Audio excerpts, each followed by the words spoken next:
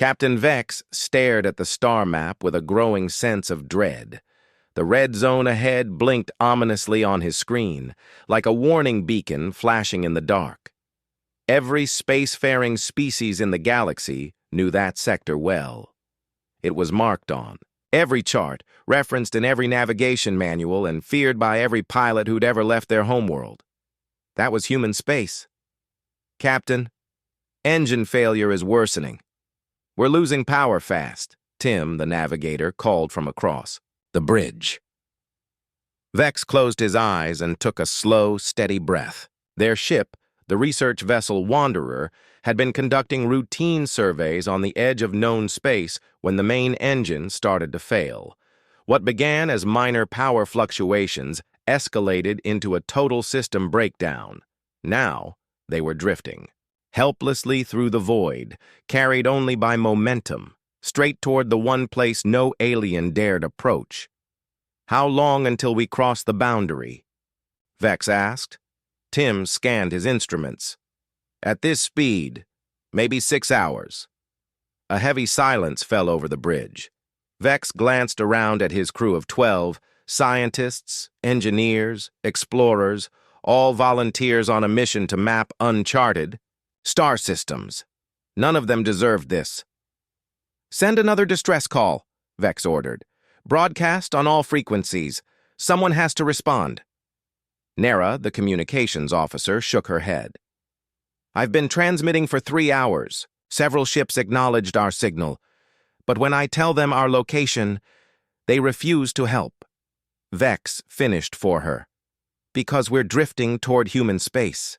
Nera nodded grimly. "The closest rescue ship is 2 hours out, but when their captain heard we were near human territory, he said it was too risky to assist. Wished us luck, then cut the transmission." Vex understood.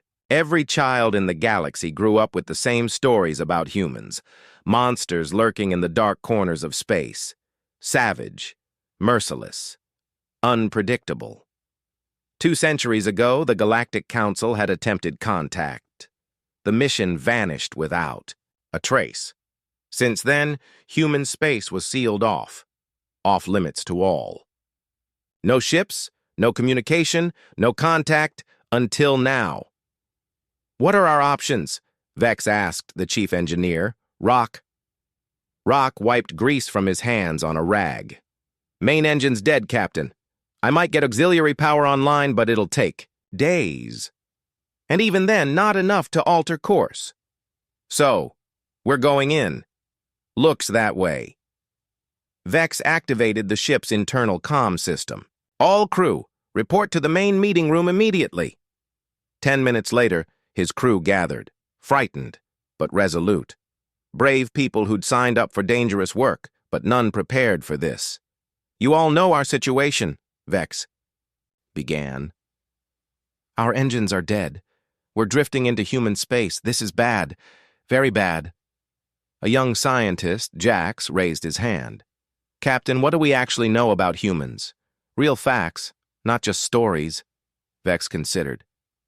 "Not much. The last official contact was 2 centuries ago. Before that, a few trade missions and diplomatic attempts. Most of what we know are old reports and rumors." "What kind of stories?" asked Dr. Lisa, the medical officer. "Stories, parents. Tell their children to keep them close to home," Vex replied. "Ships disappearing without a trace, colonies going silent after humans pass through their systems, weapons capable of destroying planets." "Are they true?" Jax pressed. Vex shook his head. "I don't know. The Galactic Council classified most of the reports. What's certain is that every government agrees on one thing: stay away from human space." Rock spoke up from the back. "My grandfather was a traitor. He told me about the old days before the boundary was set. He said humans weren't evil exactly, just different, dangerous in ways no other species were." "Different. How?" Vex asked. "He never explained clearly," Rock said. "Just that humans think differently, solve problems in ways that scare others." Dr. Lisa frowned. "That doesn't sound so terrible." "Maybe not," Rock agreed. but my grandfather also said there was a reason every government quarantined human space, and it wasn't because humans asked nicely. Vex nodded.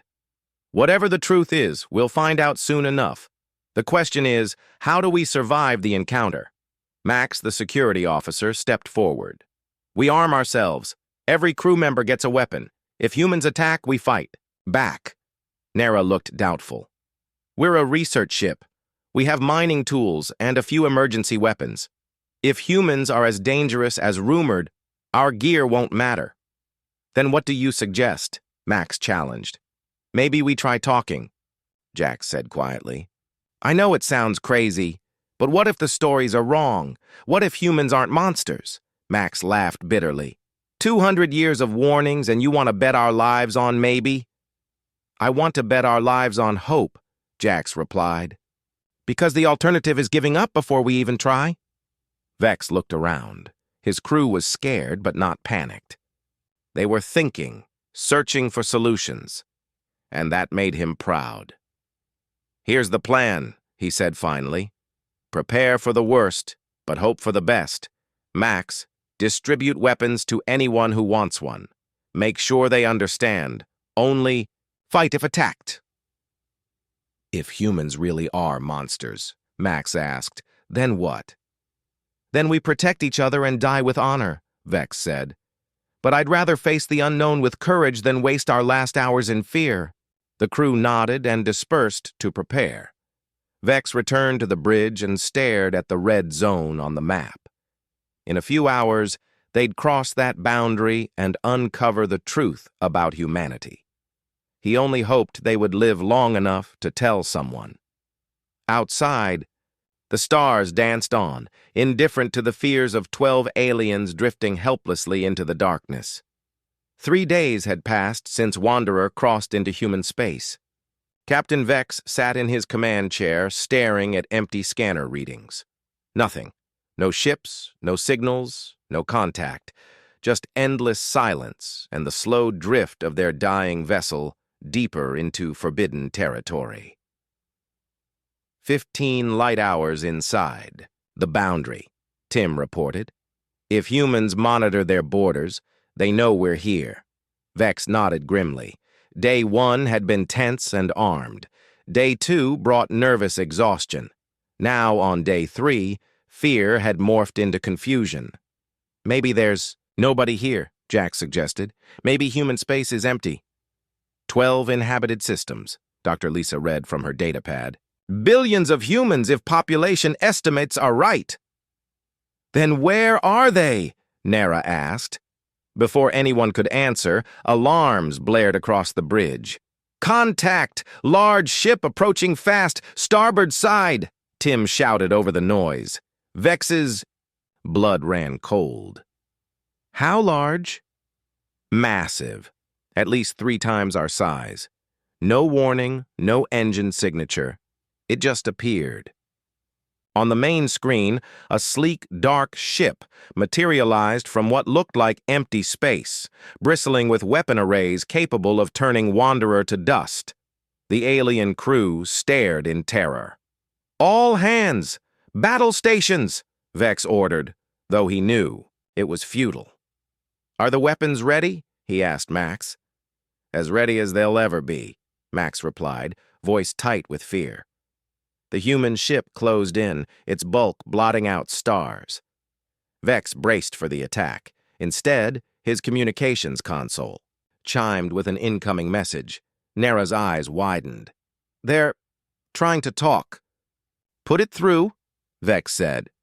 The voice was calm and professional. Unknown vessel. This is Admiral Ross of the Human Defense Fleet Ship Guardian. You appear to be in distress. Do you require assistance? The bridge fell silent. After 2 centuries of stories about human savagery, these were the first words they heard. Not threats, but an offer of help. Vex found his voice. This is Captain Vex of the Wanderer. We have engine failure and didn't mean to enter your space. Understood. Captain Vex, we monitored your distress calls and tracked your drift. Are there any injuries aboard? No injuries. Vex replied, still stunned by their politeness. But our main engine is dead. We'll help. Sending an engineering team to assess the damage. Please prepare to receive boarders. Max jumped up. Captain, they want to board us! Vex raised a hand for silence, then into the communicator said, Admiral Ross, we understand our presence may seem hostile. We're prepared to surrender if necessary. A pause, then a chuckle. Captain, you're not prisoners. You're travelers in need of help. That's what we do.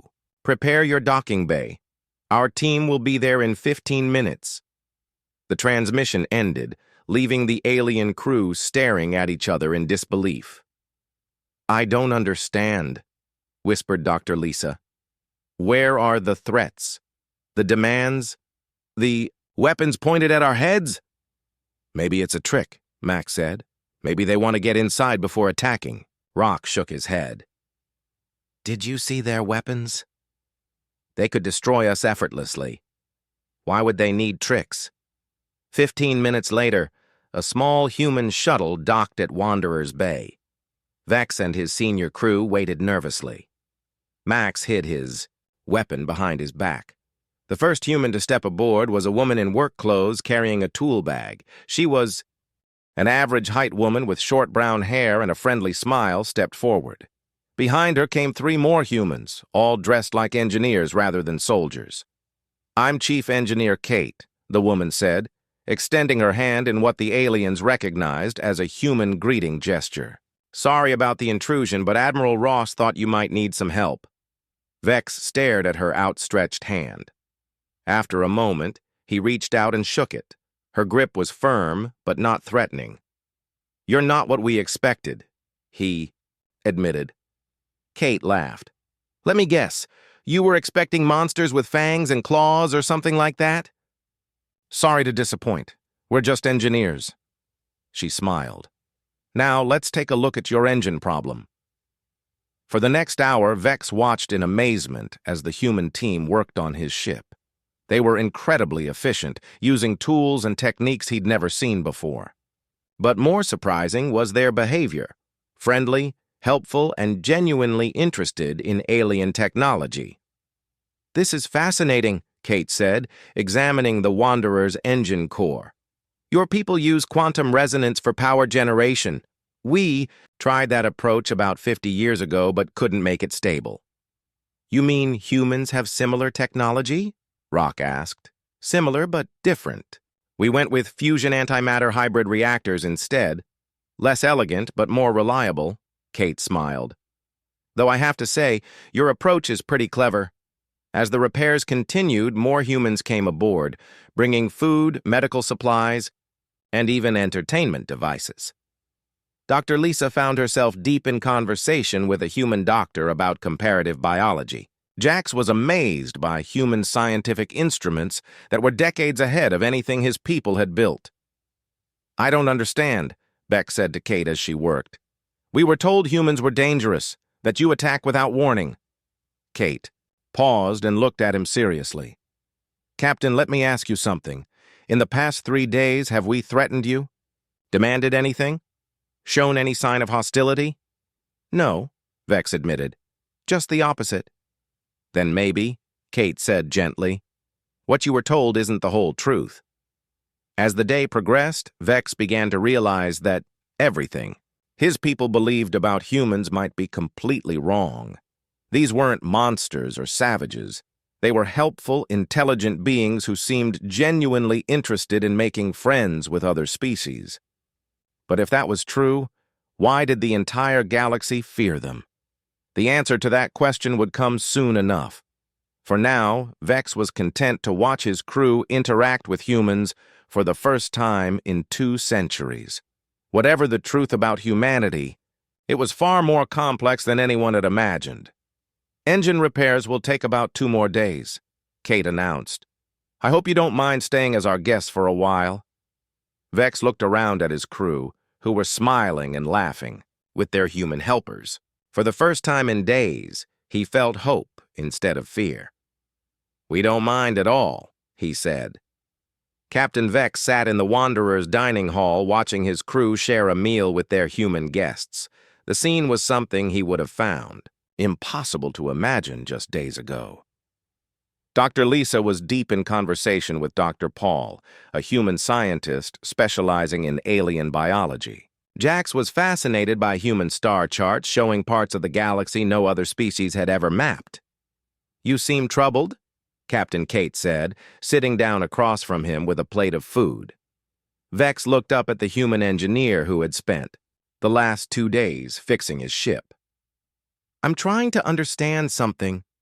My people, all the peoples of the galaxy, we've been told humans are dangerous, violent, and unpredictable." Kate nodded slowly. "And now you're wondering why we're being so nice to you?"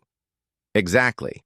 Either the stories are lies, or," Vex paused, unsure how to continue, "we're lying to you now." Kate finished.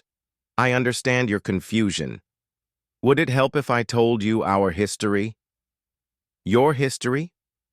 Dr. Paul looked up from his conversation with Dr. Lisa. "Kate's talking about human history. Fair warning, Captain. It's not a pretty story." Vex felt his anxiety return. "What do you mean?" Kate pushed her food around on her plate. "We weren't always like this. Peaceful, I mean. Humans have a very violent past." "How violent?" Vex asked quietly. "We fought wars that killed millions," Dr. Paul said calmly, as if discussing the weather. "We built weapons that could destroy entire cities. We poisoned our own planet and nearly made it uninhabitable." The alien crew members listening fell silent. Nara looked pale. "You destroyed your own world?" "Almost," Kate said. "We came very close. We had something called the Cold War. 2 groups of humans pointing planet-killing weapons at each other for decades. One mistake could have ended everything. But you survived." Jack said hopefully. "Yes, we survived. And we learned." Dr. Paul smiled sadly. "It took us a long time, but we eventually figured out that fighting each other was stupid. We united our planet, cleaned up the damage we'd caused, and reached for the stars." Vex frowned. "That sounds like a success story. Why would other species fear you for overcoming your violent past?" Kate and Dr. Paul exchanged glances. "Because," Kate said carefully, "learning from our mistakes doesn't mean we forgot how to fight." Before Vex could ask what she meant, Admiral Ross's voice came over the ship's communication system. "Captain Vex, could you please join me on the bridge? There's something I'd like to show you." Minutes later, Vex stood beside the human admiral on the Guardian's bridge. The human ship was massive, with technology far beyond anything the alien had ever seen. Screens showed detailed maps of nearby star systems, sensor readings that could detect ships light years away, and weapon systems that made Vex's blood run cold. "Impressive, isn't it?" Admiral Ross said, noticing Vex's expression.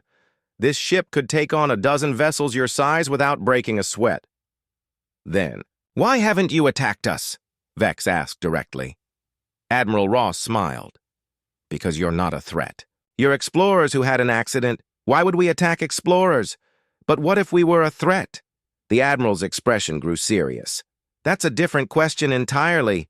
Tell me, Captain, what do you know about the Corvani Empire?" Vex searched his memory.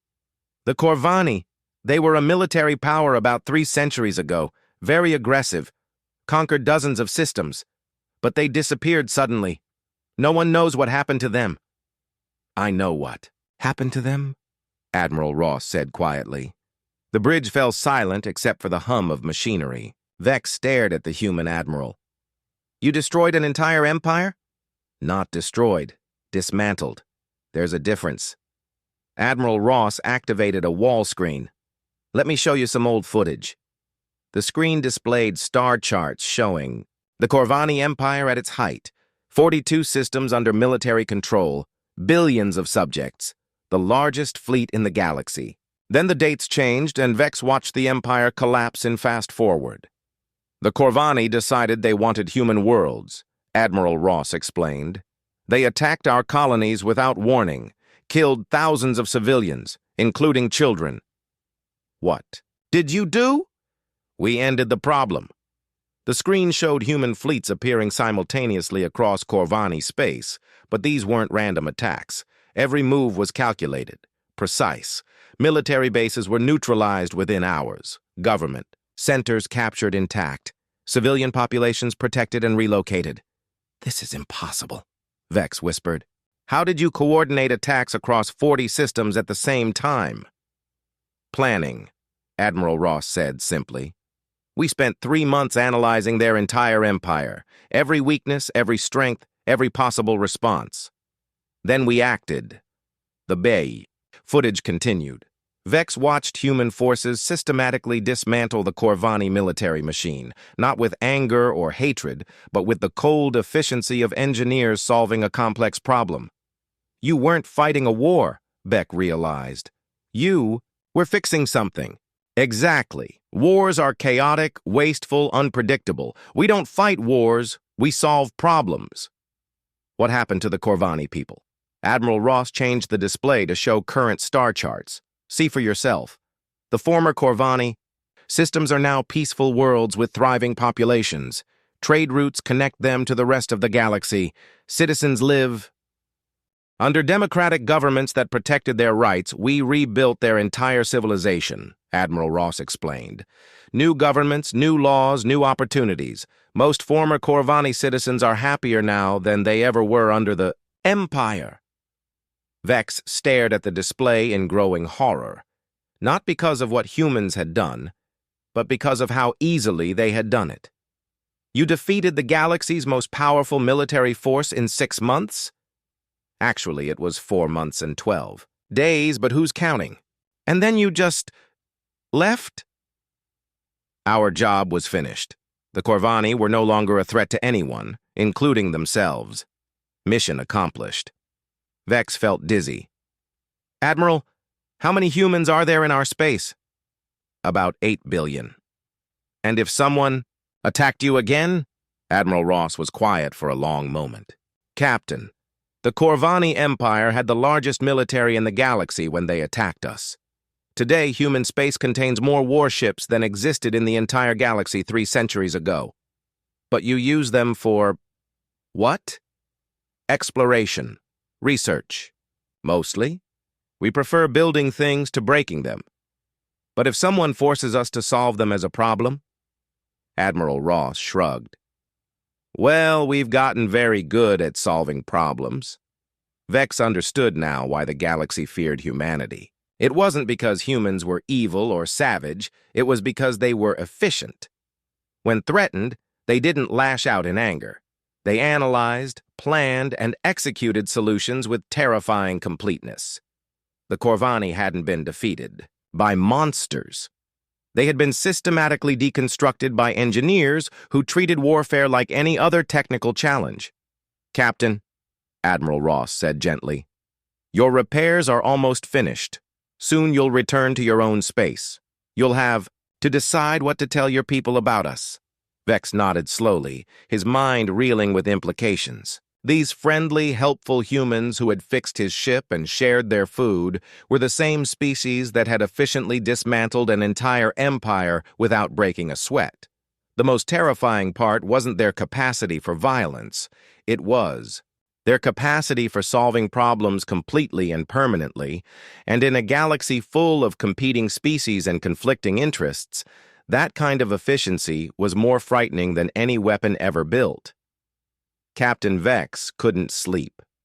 He lay in the guest quarters aboard the Guardian, staring at the ceiling as Admiral Ross's words echoed in his mind. The humans had given him access to their historical archives, and what he'd found there kept him awake with a mixture of fascination and terror. The door chimed softly. "Come in," Vex called. Dr. Paul entered, carrying a datapad and 2 cups of something that smelled pleasant. "Thought you might be having trouble sleeping. This is coffee, a human drink. It might help you relax." Vex sat up and accepted the cup, gratefully. The liquid was warm and bitter, but strangely comforting.